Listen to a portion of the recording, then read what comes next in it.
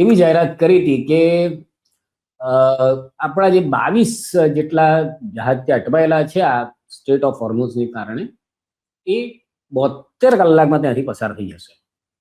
એટલે 72 કલાકની વાત જે છે એ તો ખબર નહીં, પણ આ એક સિનિયર પત્રકાર છે ઉમાશંકર સિંહ જોશી, ઉમાશંકરજી, એમણે પ્રશ્ન પૂછ્યો છે કે આ 22 જહાજ છે ક્યાં, અને આ 72 કલાકની જગ્યાએ 172 કલાક થઈ ગયા, તો હવે શું એનો કોઈ જવાબ તો આપો. પણ આનો કોઈ જવાબ સરકાર શું કામ, ધુરંધર સરકાર છે આપણી, કોઈને જવાબ થોડો આપે. એટલે જવાબ તો મને નથી લાગતું કે આપણને મળે. પણ એક મજેદાર એક બીજી વાત, એક સમાચાર આવ્યો છે, એ પણ તમને તેનો ઉલ્લેખ કરી દઉં કે આપણો ડંકો જે છે વિશ્વમાં કેવો વગાડનારા લોકો, આપણે કેવા કેવા તેજસ્વી લોકો આપણે ભારતમાં ઉત્પન્ન થયા છે. એનો એક બહુ મજેદાર સમાચાર આવ્યો છે કે કેનેડાની અંદર એક વૈભવ નામનો છોકરો પોતાને એ આકાશદીપ એવું કેવડાવતો, અને ત્યાંની જે હોસ્પિટલો હોય એની રેકી કરીને જ્યાં જ્યાં લેડી ડોક્ટર, મહિલા ડોક્ટર તપાસ કરનારી હોય એની પાસે જતો, અને પછી કહેતો કે મારા પ્રાઇવેટ પાર્ટમાં તકલીફ છે.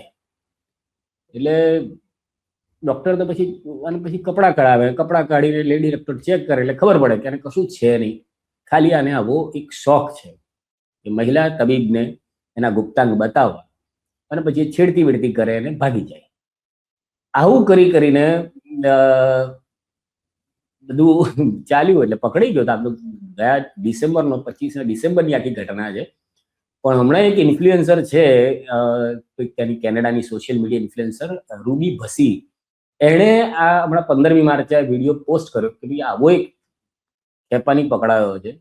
તો જે ડોક્ટરોની સાથે આણે આવી ગેરવર્તણૂક કરી હોય, કારણ કે ભારતના મોદી સાહેબની ભૂમિથી આવેલો એપ્સ્ટીનના જે કરતૂતોમાં જેમના નામો છે એવા લોકોની ભૂમિમાંથી આવેલા આ વૈભવનો વૈભવ, જેણે જે લેડી ડોક્ટરોએ હેરાન ગતિ ભોગવી હોય એ સામે આવે એવી આ પોસ્ટ કરી છે. એટલે આ મામલો સામે આવ્યો છે.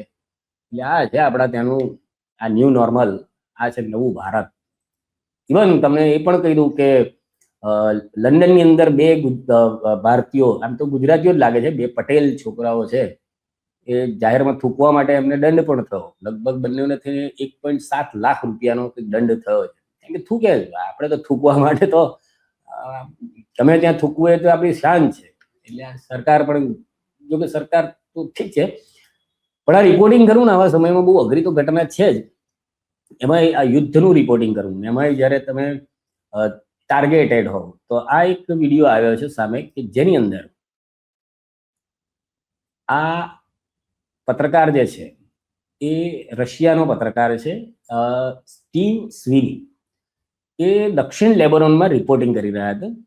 એ વખતે ઇઝરાયલના ફાઇટર જેટે એનું નિશાન ટાર્ગેટ બનાવીને એના પર મિસાઇલ છોડી, અને ઈરાદાપૂર્વક કરવામાં આવ્યું છે એવું જે રશિયન વિદેશ મંત્રાલય છે એના અધિકારીએ એવી શંકાને સમર્થન તો આપ્યું છે કે ભાઈ આ એકદમ ટાર્ગેટેડ હતું, કે ભાઈ આ પત્રકાર બહુ અમારા વિશેનું કંઈક કરી રહ્યા છે એટલે એને ઉડાવો.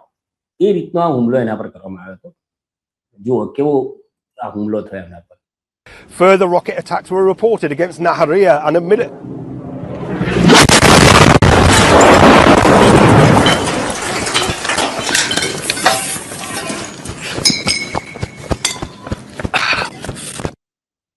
ફરી એકવાર જુઓ કેવી રીતે. Further rocket attacks were reported against Nahariya and a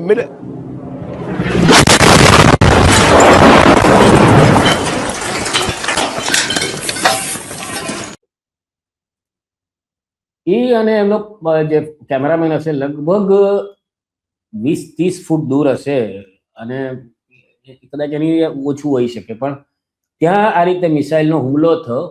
એનો જે કેમેરામેન છે અલી રીદા, એ પણ, અને આ પત્રકાર સ્ટીવ સ્વીની, બંને ઘાયલ થયા છે, ઇજાગ્રસ્ત છે, અત્યારે હોસ્પિટલમાં સારવાર લઈ રહ્યા છે.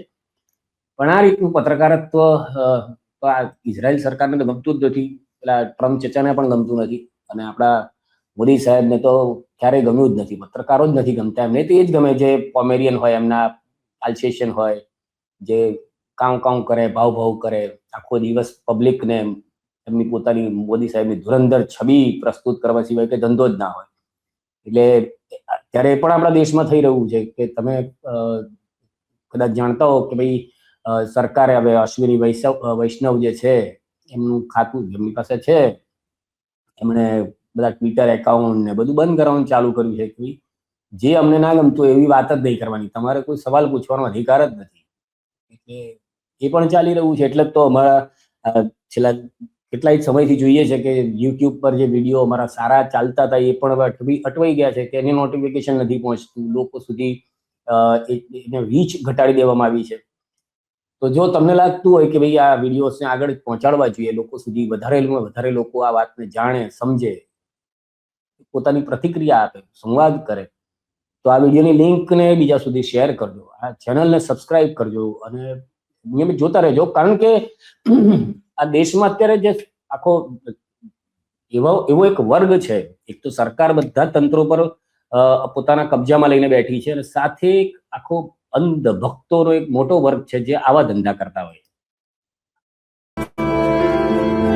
આ જે વિડીયો દેખાય છે ને, આ વિડીયોમાં જે સોનાની મૂર્તિ છે એ ડોનાલ્ડ ટ્રમ્પની મૂર્તિ છે, જે 2019માં મોદી સાહેબનો મિત્ર છે એટલે એના માટે થઈને તેલંગાણામાં આ મૂર્તિ એક ખેડૂતે કશે એમને ભક્તવાળો બુસા કૃષ્ણા કરીને એને પોતાના આપણે કારણ કે દેશમાં તો ઘણું બધી જગ્યાએ ડોનાલ્ડ માટે બધું બહુ થયું હતું, પૂજા પાઠ ને હવન ને બધું.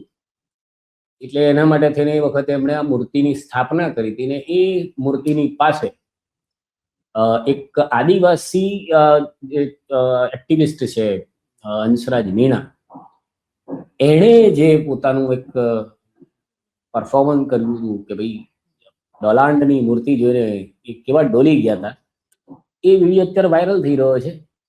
જો આ ડોનાલ્ડને જોઈને કેવા ડોલ્યા છે. My dear friend Donald Trump. હવે હંસરાજ મીણાએ સાડી પહેરાવી કે જે એમનું પહેરાવ્યું ને પછી એમણે એમનું નૃત્ય શરૂ કર્યું. એના મૂર્તિને હાથ લગાવતા જ એમની અંદર કોઈક આત્માએ પ્રવેશ કર્યો, ખબર નહીં, કદાચ કોઈક એવો જ કોઈક અંગ્રેજી આત્મા હોય જેના હોઠ બહાર આવી જતા હોય. એટલે આમ તો ટ્રમ્પનો હોઠ બહાર આવે છે, એમણે જીભ બહાર કાઢી છે. પછી એમણે આ આખું અને લોકો પછી ફૂલડા ખાધા ને જે હાથમાં મતલબ ડોનાલ્ડ તો જીવતા કોઈનું ભૂત ના વળગે, પણ ખબર નહીં આ કોઈકનું ભૂત વળગ્યું હોય તો કે કહેવાય નહીં. કાં તો કેવું છે કે ભાજપના નજીક સંપર્કોમાં રહેવું હોય, કાં તો થોડાક ભક્તોનું ટોળું જે હાથ જોડીને ઊભું હોય એવું વધારે ઊભું હોય તો આ બધા નાટકો કરવા પડે. એટલે એવા બધા નાટકો કર્યા અને પછી અગરબત્તી પેલું દીવો ખાધો ને આ બધું કર્યું. આ વિડીયો અત્યારે વાયરલ થઈ રહ્યો છે અને આવા તો ઘણા બધા ભક્તો છે કે જે ભક્તોથી આપણને વધારે ટેન્શન છે, કે જે લોકો સવાલ પૂછવા નથી માંગતા, માત્ર ને માત્ર ગાયનું છાણ ખાઈને પોતાની બુદ્ધિ વધારવા માંગે છે.